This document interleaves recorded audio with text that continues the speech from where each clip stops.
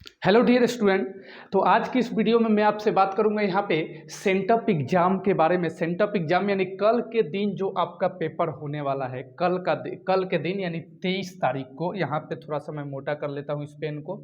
और ये 23 तारीख को जो कल के दिन पेपर होने वाला है, उसके लिए बिल्कुल वायरल पेपर यहाँ पे मैं लेकर आ गया हूँ। और ऐसे ही क्वेश्चंस और यही क्वेश्चन पेपर आपको देखने को मिलेगा सेम टू सेम। यहाँ पर देख लीजिए, ये सेट कोड आपका ए है, ये हिंदी का है। कल आपका मातृभाषा हिंदी का एग्जाम होने वाला है, ठीक है। यहाँ पर देख लीजिए सारी चीज़ें आपको थोड़ा सा इसको मैं जूम कर देता हूँ, ये देखिए, और थोड़ा सा जूम कर देता हूँ, देखिएगा यहाँ पे पूरा जूम कर देता हूँ, थोड़ी सी और कर, ये देखिए। तो इस तरीके का ही आपको पेपर्स देखने को मिलेगा और यही क्वेश्चंस पेपर आपको देखने को वहां पे मिलेंगे। इसको मैं दो पार्ट में डिवाइड कर देता हूं। इसमें 100 क्वेश्चंस आपसे पूछे जाएंगे एग्जाम में, 100, जिसमें से आपको 50 क्वेश्चंस ही सॉल्व करना है। तो इस पार्ट 1 में आपको 50 क्वेश्चंस करा दूंगा, इसमें 50 क्वेश्चंस करा देता हूं। और पार्ट 2 इसी का, पार्ट 2 में मैं और 50 क्वेश्चंस यानी 100 क्वेश्चंस टोटल आपका पूछेगा और 100 क्वेश्चन जो है वो मैं करा देता हूं, ठीक है। और 100 क्वेश्चंस यहीं से आपके एग्जाम में पूछे जाएंगे। देखिए यहाँ पे साफ साफ लिखा गया है, पढ़ लीजिएगा इसको, कि प्रश्न संख्या 1 से 100 तक के प्रत्येक वस्तुनिष्ठ प्रश्न के साथ, यानी कि ये कंफर्म हो गया कि आपके एग्जाम में 100 क्वेश्चंस आएंगे, ठीक है। 4 विकल्प दिए गए हैं जिनमें से कोई एक सही है। इन 100 प्रश्नों में से किन्हीं 50 प्रश्नों का ही उत्तर देना है। 100 क्वेश्चंस आएंगे, उसमें से आपको 50 प्रश्न का उत्तर देना है, ठीक है।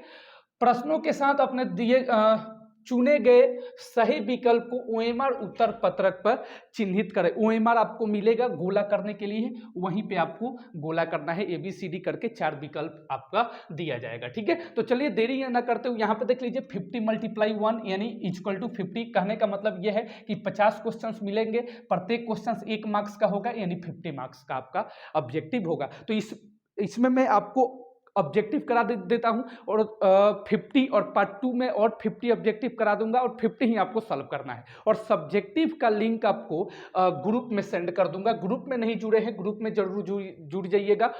ग्रुप का लिंक जो है वो कमेंट सेक्शन और डिस्क्रिप्शन दोनों में दे दूंगा, वहां से क्लिक करके ग्रुप में जरूर ज्वाइन हो जाइएगा। वहां पे मैं सब्जेक्टिव आपको दूंगा, ठीक है ना। चलिए, तो यहां से मैं देरी ना करते हुए चलिए स्टार्ट करता हूं। और एक भी क्वेश्चन को मिस मत कीजिएगा, सारा क्वेश्चन मोस्ट इंपॉर्टेंट क्वेश्चन है, ठीक है। चलिए स्टार्ट करते हैं यहां से। फर्स्ट क्वेश्चन है कि बाबा साहब अंबेडकर संपूर्ण वाङ्मय नाम से कितने खंडों में प्रकाशित हो चुका था? तो 21 खंडों में, याद रखिएगा। बाबा साहब अंबेडकर 21 खंडों में प्रकाशित हो चुका था वाङ्मय। बाबा साहब अंबेडकर संपूर्ण वाङ्मय नाम से कितने खंडों में प्रकाशित हो चुका था? तो 21 खंडों में, ठीक है। चलिए सेकंड नंबर क्वेश्चन है कि एनिहिलेशन ऑफ कास्ट की किनकी रचना है? तो याद रखिएगा इन्हीं का है, डॉक्टर भीमराव अंबेडकर जी का है। थोड़ा सा इसको मैं और छोटा कर लेता हूं थोड़ा सा, ताकि आपको बढ़िया तरीके से दिखाई दे।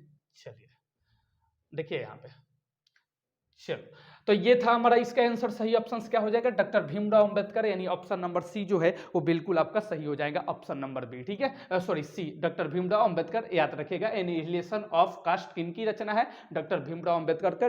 डॉक्टर भीमराव अंबेडकर का सारा क्वेश्चन आपको याद करके जाना है, ठीक है। चलिए थर्ड नंबर क्वेश्चन देख लीजिए। थर्ड नंबर क्वेश्चन ये रहे आपके स्क्रीन पे। थर्ड नंबर क्वेश्चन है यहाँ पे कि मैं तो खोखा को इंजीनियर बनाने जा रहा हूं, यह कथन किसका है? तो यह कथन है आपका सेन साहब का। ये कथन किनका है? तो सेन साहब का, ठीक है। चलिए फोर्थ नंबर क्वेश्चन को देखते हैं। फोर्थ नंबर क्वेश्चन ये रहे आपके स्क्रीन पे, थोड़ा सा और इसको बड़ा करता हूं, देखिएगा। फोर्थ नंबर क्वेश्चन है कि मदन कौन है? बताइए मदन कौन है? तो गिरधर लाल का बेटा है। मदन कौन है? तो गिरधर लाल का बेटा है। यहां से आपका ये भी हो जाएगा कि आपकी कितनी तैयारी है। जितने आप 1 से लेकर 50 तक, इस पार्ट में 1 से 50 तक आप नंबरिंग कर लीजिए कॉपी में, और वहां से ABCD उत्तर देते जाइए। 1 का A, 2 का C, जो भी है अपना देते जाइए। और मैं जब बता रहा हूं तो आप मिलाइए और लास्ट में आप बताइए कि 50 में अभी आपका कितना सही हुआ, ताकि आपको पता चले कि आपकी अभी तैयारी कितनी है। और जिनका तैयारी नहीं है उनके लिए तो मैं करा ही रहा हूं, ठीक है। जल्दी से जल्दी चैनल से जुड़ जाइए। चैनल पे नए हैं तो चैनल को सब्सक्राइब जरूर कर लीजिएगा ताकि सभी वीडियो का नोटिफिकेशन सबसे पहले आप तक पहुंचे, और व्हाट्सएप ग्रुप में जरूर जुड़ जाइएगा वहां से, ठीक है ना, लिंक पर क्लिक करके। चलिए अगला क्वेश्चन देखते हैं हम। मदन हो गया, 5th नंबर है, मदन ने कासू के कितने दांत तोड़ डाले? मदन ने कासू के कितने दांत तोड़ डाले? तो 2 दांत तोड़ डाले। कितने हैं? 2। चलिए इसके बाद नेक्स्ट क्वेश्चन की तरफ चलते हैं। नेक्स्ट क्वेश्चन ये रहे आपके स्क्रीन पे, 6 नंबर क्वेश्चन ये रहे। 6 नंबर क्वेश्चन से यहाँ पे देख लीजिए है कि मैक्स मूलर के पिता का क्या नाम था? मैक्स मूलर के पिता का क्या नाम था?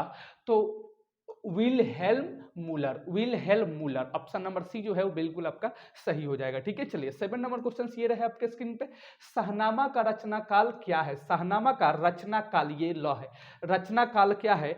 तो 9वीं से 10वीं सदी, 9वीं से 10वीं सदी। ऑप्शन नंबर सी जो है वो बिल्कुल आपका सही हो जाएगा, ठीक है। चलिए सारे के सारे इंपॉर्टेंट क्वेश्चन से सारे आप ढंग से प्रिपरेशन करके जाना, ठीक है। ये आपका सेंटअप एग्जाम कल हिंदी का है, उसके बाद हम साइंस का करेंगे। 24 तारीख को आपका साइंस है, 25 का मैथमेटिक्स है। सारे सब्जेक्ट का हम तैयारी जोर तोड़ से करेंगे। चलिए अगला है 7, शाहनामा का रचनाकाल, ये तो हो गया है ना, 9वीं से 10वीं सदी। चलिए अगला 8 नंबर है, श्री हेकल क्या थे? श्री हेकल क्या है थे? तो प्राणी वैज्ञानिक। क्या थे? प्राणी वैज्ञानिक। श्री हेकल क्या थे? प्राणी वैज्ञानिक, याद रखिएगा, ठीक है। चलिए इसी तरीके से नेक्स्ट क्वेश्चन ये रहे आपके स्क्रीन पे। नेक्स्ट क्वेश्चन है 10 नंबर मेरा, 10 नंबर क्वेश्चन ये रहे आपके स्क्रीन पे कि गवर्नर जनरल वारेन हेस्टिंग को बनारसी के पास कितने सोने के सिक्के मिले थे? तो 172 सोने के सिक्के मिले थे। कितने सोने के सिक्के मिले थे? 172, ठीक है। चलिए इसके बाद नेक्स्ट क्वेश्चन 11 नंबर ये रहे आपके स्क्रीन पे कि अशोक के मूल शीर्षक निबंध किस लेखक की रचना है? सही आंसर बताने की कोशिश करें तो हजारी प्रसाद द्विवेदी की, हजारी प्रसाद द्विवेदी की। ऑप्शन डी जो है वो बिल्कुल आपका सही आंसर हो जाएगा। अशोक के फूल शीर्षक निबंध किस लेखक की रचना है? तो Hazari Prasad Dwivedi. Option number D जो है वो बिल्कुल आपका सही आंसर हो जाएगा, ठीक है। चलिए इसी तरीके से नेक्स्ट क्वेश्चन ये रहे आपके स्क्रीन पे, नाखूनों के बार बार काटते रहना और अलंकित करना मनुष्य की किस चेतना को निरूपित करता है? तो पाश्विक वृत्ति को। किसको? पाश्विक वृत्ति को। ऑप्शन नंबर बी जो है वो बिल्कुल आपका सही हो जाएगा, पाश्विक वृत्ति को। 12 का जो बी है वो बिल्कुल आपका सही हो जाएगा, ठीक है। चलिए इसी तरीके से नेक्स्ट क्वेश्चन को देखते हैं। सॉरी, नेक्स्ट क्वेश्चन ये रहे आपके स्क्रीन पे, 30 नंबर क्वेश्चन को देखते हैं। 30 नंबर ये थोड़ा छोटा करना पड़ेगा। चलिए ये थोड़ा सा और छोटा कर लेता हूं। चलिए ये रहे आपके स्क्रीन पे 30 नंबर क्वेश्चंस को देखिएगा। 30 नंबर क्वेश्चंस यहाँ पे है, सॉरी 13 एक सेकेंड, ये थोड़ा सा देखिए क्या कर रहा है। 13 ये देखिएगा कि अनुवर्तिता शब्द का अर्थ क्या है? तो पीछे पीछे चलना। अनु का मतलब होता है पीछे, अनु का मतलब क्या होता है? पीछे। चलिए तो पीछे पीछे चलना, यहाँ पर देखिए ऑप्शन नंबर बी जो है वो बिल्कुल आपका सही आंसर हो जाएगा। 14 नंबर देखिए, लेखक गुणाकर मूल्य का जन्म किस जिले में हुआ था? लेखक गुणाकर मूल्य का जन्म किस जिले में हुआ था? तो अमरावती जिले में। किस में हुआ था? अमरावती जिले में। ऑप्शन सी जो है वो बिल्कुल आपका सही आंसर हो जाएगा। सारे के सारे क्वेश्चंस को आप याद कर लीजिए बढ़िया तरीके से, ठीक है। चलिए इसके बाद 15 नंबर क्वेश्चंस को देखते हैं। 15 नंबर क्वेश्चंस ये रहे आपके स्क्रीन पे। 15 नंबर क्वेश्चन है आपका, देखिएगा यहाँ पे 15 नंबर क्वेश्चन ये रहे आपके स्क्रीन पे। 15 है कि बहादुर की उम्र क्या थी? तो 13 से 14 वर्ष। बहादुर की उम्र क्या थी? 13 से 14 वर्ष। चलिए इसके बाद 16 नंबर क्वेश्चन है, निम्नलिखित में रामविलास शर्मा की रचना क्या है? निम्नलिखित में रामविलास शर्मा की रचना क्या है? तो भारत की भाषा समस्या। भारत की भाषा समस्या। ऑप्शन ए जो है वो बिल्कुल आपका सही आंसर हो जाएगा। एक बार वीडियो को देख रहे हैं बढ़िया तरीके से? हाँ चल रहा है, सब कुछ दिखाई दे रहा है अच्छे तरीके से। चलिए एक सेकंड, थोड़ा सा इसको और कम कर देता हूँ, थोड़ा सा और कम कर देता हूँ, बाद में आपको दिखाई कहीं ना दे। चलिए थोड़ा सा क्वालिटी हाई था। चलो 16 के बाद 17 नंबर क्वेश्चंस को देख लेते हैं। 17 नंबर क्वेश्चंस ये रहे आपके स्क्रीन पे। 17 नंबर क्वेश्चंस को देख लीजिए कि 1997 ईस्वी में दयावती मोदी कवि शेखर सम्मान किसे प्राप्त हुआ था? तो इसका सही आंसर बताने की कोशिश कीजिए। तो नलिन बिलोचन शर्मा। ऑप्शन सी जो है वो बिल्कुल आपका सही आंसर हो जाएगा। चलिए 18 है कि मछली शीर्षक पाठ में संतु क्यों कांप रहा था? तो डर से। क्यों कांप रहा था? डर से। ऑप्शन ए जो है वो बिल्कुल आपका सही हो जाएगा, ठीक है। चलिए इसके बाद 19 नंबर क्वेश्चन को देख लीजिए। 19 नंबर क्वेश्चन को देखते हैं, कहाँ है? ये रहा 19 नंबर क्वेश्चंस ये रहे आपके स्क्रीन पे। 19 नंबर क्वेश्चंस को देखेंगे, एक सेकेंड। 19 नंबर क्वेश्चंस को देखेंगे, एक सेकेंड, थोड़ा सा इसको ऊपर कर दूं। चलिए 90 नंबर क्वेश्चन देख लीजिए यहाँ पे कि अमीरुद्दीन का जन्म कहाँ हुआ था। अमीरुद्दीन का जन्म कहाँ हुआ था, तो डुमराव में। कहाँ हुआ था, डुमराव में। ऑप्शन डी जो है वो बिल्कुल आपका सही आंसर हो जाएगा, डुमराव में। ठीक है, चलिए 20 नंबर क्वेश्चन देख लीजिए। बिस्मिल्लाह खां को रियाज करने कहाँ जाना पड़ता था, पुराना बालाजी का मंदिर। कहाँ जाना पड़ता था, पुराना बालाजी का मंदिर। ऑप्शन ए जो है वो बिल्कुल आपका सही आंसर हो जाएगा। ठीक है, चलिए इसी तरीके से नेक्स्ट क्वेश्चन की तरफ, इसी तरीके से क्वेश्चंस को हम आगे बढ़ाते हुए चलेंगे और सारे क्वेश्चंस हम करने की कोशिश करेंगे। देख लीजिए यहाँ पे अगला क्वेश्चन ये रहे आपके स्क्रीन पे, महात्मा गांधी की शादी किस वर्ष हुई थी। महात्मा गांधी की शादी 1882 में हुई थी। इनका जन्म हुआ था आपका 1869 ईस्वी में और मात्र 13 साल बाद इनकी शादी हो गई, यानी 13 इसमें ऐड कर दीजिए, ये कितना हो गया आपका 2818, यानी कि 1882 ईस्वी में इनका जो है वो शादी हो गई। 1882 ईस्वी में मात्र 13 साल के उम्र में। चलिए अगला 22 है कि आध्यात्मिक शिक्षा से मेरा मतलब हृदय की शिक्षा है, यह कथन किसका है। सही आंसर बताने की कोशिश कीजिए। इसका सही आंसर हो जाएगा महात्मा गांधी। ऑप्शन सी जो है वो बिल्कुल आपका सही हो जाएगा। ठीक है, चलिए इसी तरीके से नेक्स्ट क्वेश्चन की तरफ चलते हैं। 22 के बाद 23 नंबर क्वेश्चन ये रहे आपके स्क्रीन पे। 23 नंबर क्वेश्चन को जरा देखिएगा कि महात्मा गांधी ने अंग्रेजों के विरुद्ध अहिंसा का प्रथम प्रयोग किया था। प्रथम प्रयोग किया था तो दक्षिण अफ्रीका। कहाँ किया था, दक्षिण अफ्रीका। महात्मा गांधी ने अंग्रेजों के विरुद्ध अहिंसा का प्रथम प्रयोग कहाँ किया था, तो दक्षिण अफ्रीका में किया था। ठीक है, चलिए इसी तरीके से 24 नंबर की सबसे उद्यत और बढ़िया शिक्षा क्या है। सबसे उद्यत और बढ़िया शिक्षा क्या है, तो अहिंसक प्रतिरोध। क्या है, अहिंसक प्रतिरोध। चलिए इसी तरीके से नेक्स्ट क्वेश्चन की तरफ चलते हैं। नेक्स्ट क्वेश्चन आपका 25 नंबर ये रहे आपके स्क्रीन पे। देखिए प्यारा प्यारा सारा क्वेश्चन है, ऐसे ही क्वेश्चन आपके एग्जाम में इसी तरीके से पूछा जाएगा। सारा का सारा क्वेश्चन आप एग्जाम में स्कोर अच्छा करके आएंगे अगर ये सारा का सारा तैयारी करके जाते हैं हमारे साथ, अभी से जुड़ जाते हैं, तब बोर्ड एग्जाम में भी बढ़िया करेंगे और सेंटअप एग्जाम में भी बढ़िया करके आएंगे। ठीक है, तो जल्दी से जल्दी हमारे चैनल से आप जुड़ जाइए। व्हाट्सएप ग्रुप में जरूर जुड़ जाइएगा, वहां पे आपको सब्जेक्टिव इसका दे दूंगा और यहाँ पे आपका ऑब्जेक्टिव करा रहा हूँ, सॉल्यूशन के साथ आपको सब्जेक्टिव जो है वो दे दूंगा। ठीक है, चलिए नेक्स्ट क्वेश्चन की तरफ चलते हैं। नेक्स्ट क्वेश्चन ये रहे आपके स्क्रीन पे 26 नंबर कि अंग और ढ कौन सा व्यंजन है, तो द्विगुण व्यंजन है। कौन सा व्यंजन है, द्विगुण व्यंजन है, द्विगुण। चलिए नेक्स्ट क्वेश्चन की तरफ चलते हैं। नेक्स्ट क्वेश्चन ये रहे आपके स्क्रीन पे 27 नंबर होगा ना, 26 के बाद 27 ये रहे आपके स्क्रीन पे। 27 नंबर क्वेश्चन है कि वे स्वर जिनकी उत्पत्ति दूसरे शब्दों से नहीं होती उसको क्या कहते हैं। दूसरे शब्दों से नहीं होती तो ह्रस्व स्वर कहते हैं। क्या, कौन सा स्वर कहते हैं, ह्रस्व स्वर कहते हैं। ठीक है, 28 है मेरा कि द का उच्चारण स्थान क्या है, तो द का उच्चारण स्थान द, तो दंत को स्पर्श कराए दंत। ठीक है, चलिए क ख ग घ कंठ। ठीक है, मूर्धा और ये तालु। ये देखिए तो इसका सही आंसर हो जाएगा हमारा दंत, क्योंकि त थ द बोले त, तो दंत को स्पर्श कर रहा है। अगर क ख ग घ पूछता क में कोई तो फिर कंठ हो जाता। चलिए इसके बाद नेक्स्ट क्वेश्चन 29 नंबर क्वेश्चन ये रहे आपके स्क्रीन पे। 29 नंबर क्वेश्चन से यहाँ पे है कि कौन सा चिन्ह लगाने का अर्थ है कि व्यंजन में स्वर वर्ण का बिल्कुल अभाव है, तो हल हलंत लगाने से जो है वो व्यंजन में स्वर का बिल्कुल अभाव है। ठीक है, चलिए इसी तरीके से नेक्स्ट क्वेश्चन की तरफ 29 के बाद 30 हमारा आएगा। 30 नंबर क्वेश्चंस को देख लीजिए। जल्दी जल्दी आपको क्वेश्चंस करा रहा हूं क्योंकि और भी क्वेश्चंस इसका 50 और क्वेश्चंस आपको कराना है, उसके बाद सब्जेक्टिव भी आपको देना है। ठीक है, चलिए 30 है मेरा कि हिंदी में अनुनासिक वर्णों की संख्या कितनी है, तो हिंदी में अनुनासिक वर्णों की संख्या 5 होती है। कितनी होती है जी, 5 होती है। ठीक है, चलिए इसी तरीके से नेक्स्ट क्वेश्चन की तरफ चलते हैं। नेक्स्ट क्वेश्चन ये रहे आपके स्क्रीन पे। नेक्स्ट क्वेश्चन यहाँ पे है कि 31 नंबर, एक ध्वनि जब दो स्वरों से संयुक्त हो जाए, एक ध्वनि जब दो स्वरों से संयुक्त हो जाए तब वह कौन सा ध्वनि कहलाती है, तो ये संयुक्त ध्वनि कहलाती है। कौन सा ध्वनि कहलाती है जी, संयुक्त ध्वनि कहलाती है। ठीक है, चलिए इसी तरीके से नेक्स्ट क्वेश्चन की तरफ चलते हैं। नेक्स्ट क्वेश्चन ये रहे आपके स्क्रीन पे। नेक्स्ट क्वेश्चन है हमारा कि दो वर्णों के मेल से होने वाले विकार को क्या कहते हैं। तो दो वर्णों के मेल से होने वाले विकार को हम संधि कहते हैं। क्या कहते हैं जी? संधि। दो वर्णों के मेल से होने वाले विकार को हम क्या कहते हैं? संधि कहते हैं। चलिए नेक्स्ट क्वेश्चन की तरफ चलते हैं, यही देख लेते हैं। 33 नंबर है, अन्नाभाव का संधि विच्छेद क्या है? अन्नाभाव का संधि विच्छेद अन्य प्लस अभाव। अन्य प्लस अभाव ऑप्शन डी जो है वो बिल्कुल आपका सही आंसर हो जाएगा। ठीक है, चलिए इसके बाद 33 के बाद हमारा 34 आएगा। ये देखिए 34 नंबर क्वेश्चन ये रहे आपके स्क्रीन पे। 34 नंबर है कि निम्नलिखित में कौन सा शुद्ध शब्द है? निम्नलिखित में शुद्ध शब्द कौन सा है? तो यहाँ पे गणित जो है वो आपका शुद्ध शब्द है। ऑप्शन ए जो है वो बिल्कुल आपका सही आंसर हो जाएगा। 35 है कि निम्नलिखित चिन्हों में से योजक चिन्ह कौन सा है? तो योजक चिन्ह, ये हमारा योजक चिन्ह है, हाइफन जिसको बोलते हैं, यही तो योजक चिन्ह है ना हमारा। ठीक है, चलिए इसके बाद नेक्स्ट क्वेश्चन 36 नंबर क्वेश्चन ये रहे आपके स्क्रीन पे। 36 नंबर क्वेश्चन यहीं से हम कर लेते हैं, क्या बार बार जाना।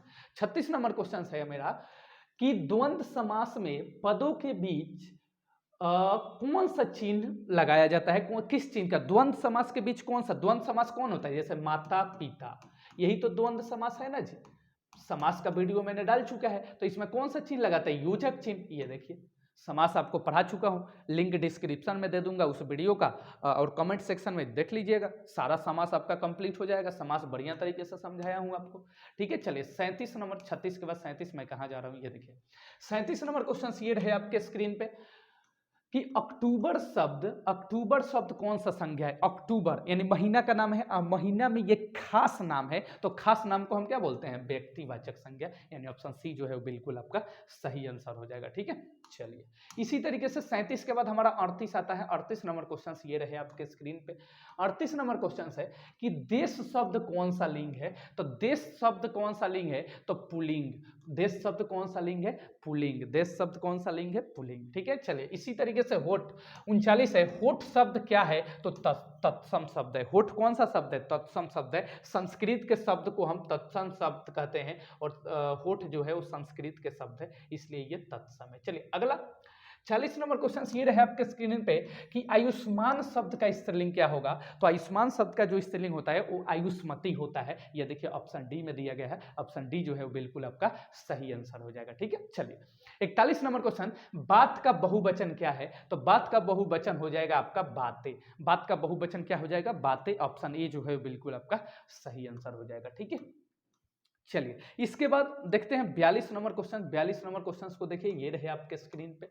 42 नंबर क्वेश्चन है मेरा, वाक्य से अलग रहने वाले शब्द को क्या कहते हैं? तो वाक्य से अलग रहने वाले शब्द को हम पद कहते हैं। वाक्य से अलग रहने वाले शब्द को हम क्या बोलते हैं? पद बोलते हैं। ठीक है, चलिए 43 नंबर क्वेश्चन ये रहे आपके स्क्रीन पे कि अरे श्याम उधर न जा किस कारक का उदाहरण है? तो देखिए करण कारक, संबंध कारक, और यहाँ पे सी में मैंने छोड़ दिया है सी संबोधन, संबोधन, और ये डी में है हमारा अधिकरण।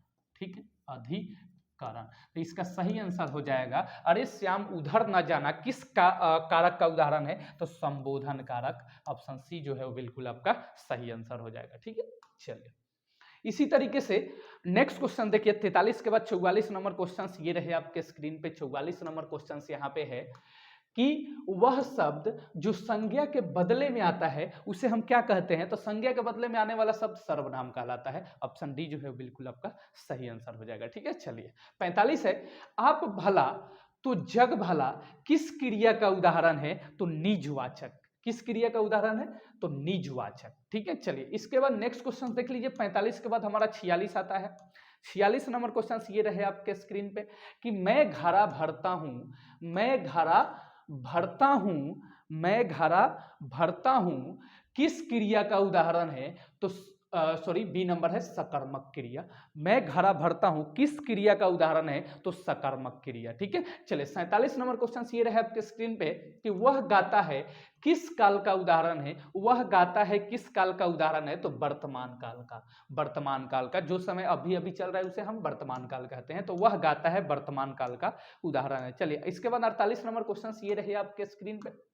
48 है कि सामान्यतः शब्द कितने प्रकार के होते हैं? तो सामान्यतः शब्द दो ही प्रकार के होते हैं, सार्थक और निरर्थक। ठीक है, चलिए 49 नंबर क्वेश्चन है किस भाषा को मूल शब्द किसी भाषा के मूल शब्द को क्या कहते हैं? तो तत्सम शब्द कहते हैं। किसी भाषा के मूल शब्द को क्या कहते हैं? तत्सम शब्द कहते हैं। ठीक है, चलिए इसके बाद लास्ट क्वेश्चन मेरा देखिए 50 बोला था कि 50 आपको कराऊंगा। लास्ट क्वेश्चन ये रहे आपके स्क्रीन पे। लास्ट क्वेश्चन है मेरा कि वह शब्दांश जो किसी शब्द के अंत में जोड़ा जाता है उसे क्या कहते हैं? तो प्रत्यय कहते हैं। जबकि किसी शब्द के अंत में जोड़ा जाता है तो उसे प्रत्यय कहते हैं, और जो किसी शब्द के पहले जुड़ता है उसे उपसर्ग कहते हैं। तो लास्ट में अंत में जोड़ा जा रहा है तो उसे हम प्रत्यय कहेंगे। तो चलिए यहाँ पे मैंने 50 क्वेश्चन 1 से लेकर 50 तक क्वेश्चन आपको करा दिया, और ये फर्स्ट पार्ट है। और सेकेंड पार्ट में आपको बोला था कि 51 से लेकर आपको 100 तक कराऊंगा। तो सेकेंड पार्ट के लिए आप वेट करेंगे।